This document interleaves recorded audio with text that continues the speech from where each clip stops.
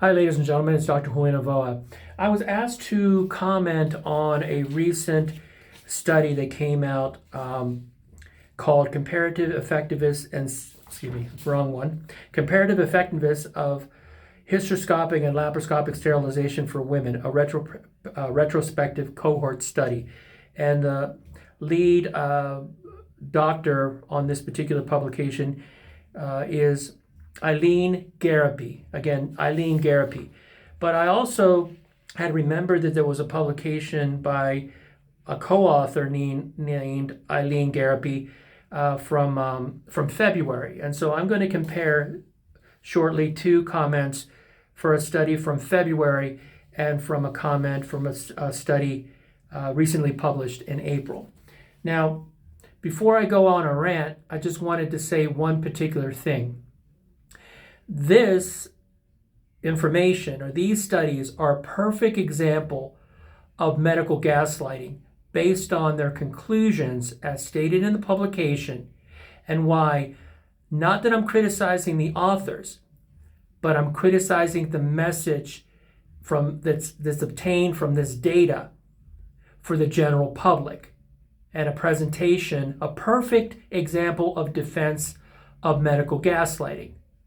So for you that in general terms, if you look at the data and it's interpreted wrong or presented wrong, that's an example of medical gaslighting and an example of where your doctor is lying to you. Para ellas que hablan español, este es un ejemplo donde te estoy enseñando, donde te están mintiendo tus doctores. Now, why was it so important? Because I wanted to take the same author or co-author for one, is this particular point. And I actually had included the link to it. And it's so important because this is applicable to almost all studies. If you read the data wrong, and it can be used against the patients as a perfect example of medical gaslighting. The conclusion of this particular comparison of the Essure permanent sterilization device to laparoscopic surgery was this. Conclusions. The pregnancy rates after female sterilization are higher than expected, whether performed hysteroscopically, which would be Essure, or laparoscopically. These findings are reassuring that the effectiveness of hysteroscopic sterilization was not inferior to laparoscopic sterilization. So when you read that, you go, So, Essure was not inferior to laparoscopic sterilization. That's how I read it. That's how it was presented. Here's what's important to remember. What they were talking about is a comparison of how many women got pregnant while using Essure as compared to how many women got pregnant laparoscopic technique, and based it on a propensity weight, which is not really that important to understand, but basically how many women got pregnant and what the percentages were. And what they basically said was that the percentages were very similar. Here's the catch, and this is why it's so important to remember the history of Essure. Okay, what we did was just right there, we just washed over the entire history of Essure. Why? Because the data seems to suggest that the percentages of women that are getting pregnant by hysteroscopic sterilization Essure technique are above 5%, and laparoscopically above 5%. Remember, ladies, when you were convinced that this was the best technique available, when you were told that Essure was absolutely the best technique available to you, you were being quoted failure rates of 1 in 1,000. 1 in 1,000. And what this information, what this data is telling you, oh no, it's probably 5% or 1 in 20, or maybe a little higher than that. You're talking about a 10-fold to 20-fold difference in the information provided by the Essure Bayer Corporation about how effective its device was as compared to laparoscopic tubal ligation. Here's the next step of the gaslighting saga. Follow me on this, because this includes all of the laparoscopic tubal ligation patients. All right. When you compare Essure to all types of laparoscopic tubal ligation, that is an incorrect comparison. Remember, laparoscopic tubal ligation includes almost everything under the sun that damages the fallopian tubes. So if we're talking about Felshie clips, Hulka clips, elastic bands, traditional tubal ligation with sutures, all right, and of course removal of the fallopian tubes themselves. But if we just focus in on laparoscopic tubal ligation and its comparison to Essure, the only way that you can compare the two is if you burn or if you damage the majority of the fallopian tube as the technique, not by the Felshie clip, which falls off in up to 20% of patients, not with the Hulka clip that does the same, not with elastic bands that have a failure rate that are much, much higher. What you have to compare is Essure permanent sterilization, which was said to be 99.9 or 99.8% effective, to that of tubal ligation, which traditionally is said to have a failure rate of 1 in 300. But you're including everything. All of the devices, all of the techniques that can fail as laparoscopic tubal ligation are included in that calculation. The only legitimate calculation for Essure's permanent sterilization is to cauterize or to damage a 20 to 30% of the fallopian tube in the same areas that the Essure device is damaged.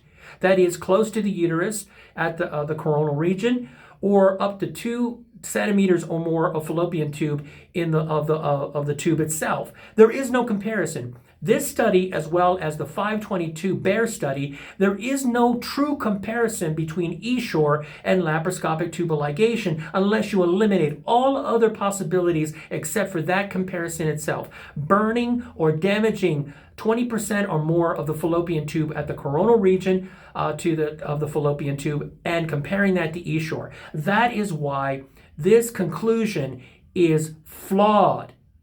The Essure device, remember, was told that it was going to have a failure rate of 1 in 1,000. And even this study tells you that no, failure rate is closer to 1 in 20. All right? Let's suppose that it's 1 in 50, 1 in 100. A 10-fold increase is what you're talking about. But this is sugar-coated.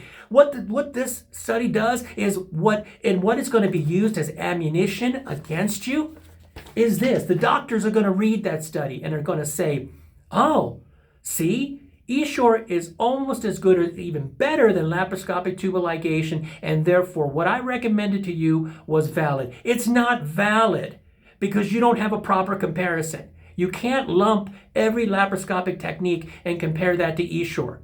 That's not how it's supposed to be. And you have to look at its failure. Essure was a failure. Your laparoscopic techniques have significantly high failure rates. What your doctor did by not telling you the truth was a failure, and in many cases, a lie, a straight, blatant lie to you about what was going on. The reason that I brought up the second study is this. The same author, but she's listed last, lists the tubal ligation at 2.64%, a significantly lower risk of failure of a tubal ligation when comparing it to the IUD. In this particular study, the IUD. All right? So why is there such a discrepancy when the numbers are so, as far as the number of patients, comparable, statistically significant? I have no idea other than the fact that if you're looking at tubal ligation having a failure rate of 2.6%, and then you're looking at a failure rate of laparoscopic or Essure compared to tubal ligation of 6.26% to 6.26 to 7.22 per 100 women years, which one is correct? Which one is correct? The bottom line is this. Another perfect example of medical gaslighting, because the data is there and it all depends on how you interpret it. What I can tell you is what you should remember, ladies and family members. You were told something that was incorrect from the very beginning. You were told that the Essure would have a failure rate of 1 in 1,000. And the most current data suggests that that's significantly, tragically wrong. Okay, we're looking at 5% to 9% failure rates in many of the information that we're gathering. How could it have been so wrong? How could the data have been so incorrect? I tell you, this is good data. The conclusions suck because it doesn't address the fact of what the history about Essure is about.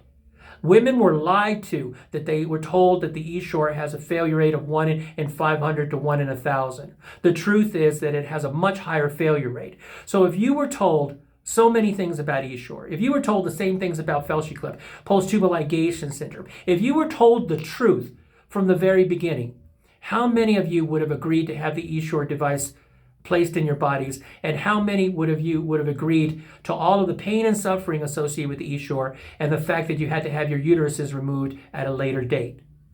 This conclusion does not address the history of Essure. This conclusion is going to be used as ammunition by those doctors that are going to falsely tell you that the Essure was just as good as traditional laparoscopic tubal ligation, when that is not true. Another perfect example of medical gaslighting. Thanks so much for watching. Take care.